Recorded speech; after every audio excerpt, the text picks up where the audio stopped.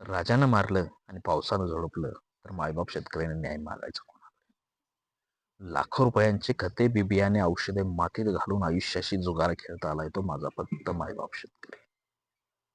बियाणे भेटेल का? भेटलेलं बियाणं उगवेल का?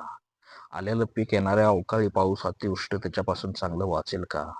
वाचलेल्या पिकाला भविष्यामध्ये मार्केट चांगलं भेटेल का?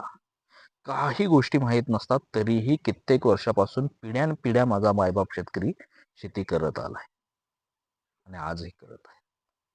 हे गावाला नजर लागले म्हणून नाही, तर गावाकडे कुठल्याच सरकारची नजर गेली नाही म्हणून या गोष्टी घडल्या. तर एकंदरीत पाहायला गेलं, अमेरिका, इस्रायल आणि इराणचं जे क्षेपणास्त्र युद्ध चालू आहे, गेल्या 15 दिवसापासून त्याचे बहुतांश परिणाम हे माझ्या मायबाप शेतकऱ्यांच्या बांधापर्यंतच नव्हे, तर माय माऊलीच्या स्वयंपाक खोलीपर्यंत येऊन ठेपले.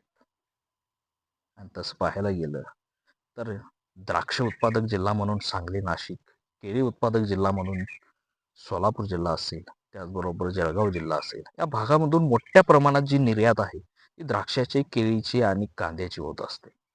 आणि आज बरेचसे द्राक्षे, केळी, कांदा हे मुंबईच्या JNPT बंदरावरती अडकून आहेत. काही समुद्रामध्ये ऑन द वे आहेत आणि काही इराणच्या असणारी जी सामुद्रधुनी आहेत, हॉर्मुझ सामुद्रधुनीमध्ये पडून आहेत. आणि मुळातच हे असणारे द्राक्षे, कांदा, केळी हे पेरिशेबल म्हणजेच नाशवंत होणारे माल आहेत.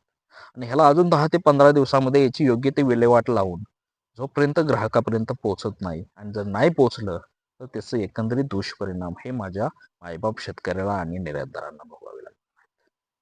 तर एकंदरीत सरकारनेच याच्यावरती काय तो तोडगा काढला पाहिजे. आणि कुठल्याही गोष्टीवरती युद्ध हा ते पर्याय नसतो.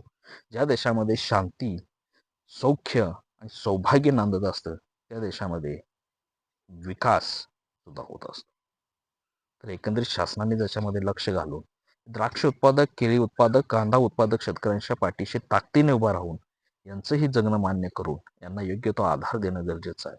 धन्यवाद.